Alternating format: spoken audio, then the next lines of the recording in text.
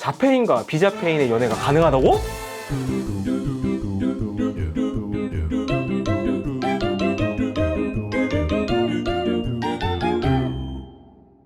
당연히 가능합니다. 그런 선입견을 가지시면 안 돼요. 저도 지금 웃음이 끊이질 않는데 아직 웃음 나온다. 너무 못해가지고. 드디어 좋아해요. 고백하는 장면이 이제 나오게 됐죠. 이 로맨스가 더 주목받는 이유는 자폐 스펙트럼 장애를 지닌 사람과 자폐 스펙트럼을 지니지 않은 사람의 이제 러브라인이기 때문인데요. 어떤 분이 이런 질문을 저한테 하시더라고요. 자폐인들의 로맨스가 가능하냐, 자폐인들과 비자폐인의 로맨스가 가능하냐 이렇게 물어보시는데, 결론부터 말씀드리면 무조건 가능합니다. 오늘은 이 자폐 스펙트럼 장애인들의 그 로맨스는 어떠할지 오늘 한번 그 영구적인 토대로 한번 살펴보도록 하겠습니다.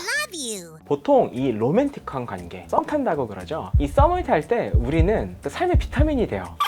통계적으로 이 첫사랑은 이 청소년기에 경험하게 된다고 이야기를 해요. 근데 이 자폐증을 가진 사람들은 이 로맨틱한 관계는 보통은 또래랑 비슷한 시기에 이제 관심을 가진다고는 이야기를 하는데, 통계적으로 이 관계를 시작하고 또 이 관계를 유지하는 데 좀 어려움이 있지 않을까라는 그런 여러 가지 의견들이 존재는 합니다. 이 연애 관계를 할 때 썸 탈 가능성이 조금 적다라고 이야기를 하는 거죠. 이 다른 사람에게 차별되게 다정함을 주는 것이 썸의 씨앗인 거지 않습니까? 그럼 그 씨앗이 뿌려지게 되고 그 씨앗을 받는 사람이 또 그 미묘함에 의미를 부여하면서 로맨틱한 관계를 이제 맞이하게 되는 건데, 이 의미 있는 다정함을 주고받기 위해서는 기술이 필요해요. 어떤 기술이 필요하냐? 평소에 그 사람들을 스캔할 수 있는 그런 능력, 말을 건네는 의사소통 기술. 예를 들어서 단체로 음료수를 사. 근데 이 사람은 탄산 안 먹고 초코 음료를 먹어. 그럼 그 사람에게 초코 햄버거 사다 주고. 이 굉장히 사회성과 의사소통이 필요한 것들이죠. 근데 자폐 스펙트럼 장애로 진단을 받는 사람들은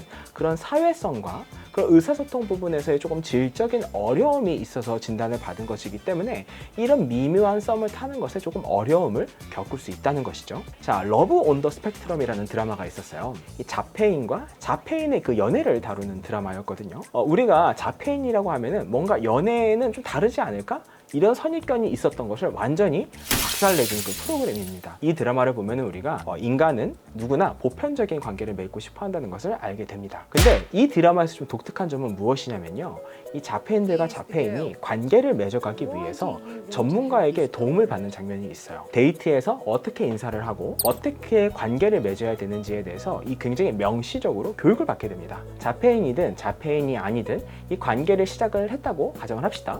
그러면 사실 그 관계를 유지하는 게 훨씬 더 중요하잖아요. 근데 이 자폐 스펙트럼 장애인이 로맨틱한 이제 관계의 대상자일 경우에는 공부가 필요하다고 할 수 있는데, 요즘 MBTI 많이 물어보잖아요. 이게 MBTI를 물어보는 게 내가 그 사람을 이해하고 공감하기 위해 이제 알아보는 것처럼, 우리가 이 자폐 스펙트럼 장애인과 연애를 하거나 또는 그 사람들과의 연애에 있어서 조언을 해주게 될 때 이런 상대방을 이해하고 존중할 수 있는 그런 스킬들과 교육들이 조금 더 전문적인 교육이 필요하다고 할 수는 있겠습니다. 영어 드라마에 보게 되면은요, 자폐인들은 남의 말에 잘 속고 거짓말을 못하기로 유명합니다. 이렇게 이야기를 하는 경우가 있어요. 거기서 이제 이준호가 이런 이야기를 해요. 이런 이야기 도움이 돼요. 그게 무슨 얘기냐면은, 그렇게 얘기해 주는 게 너를 이해하는 데 도움이 된다 이런 말이거든요.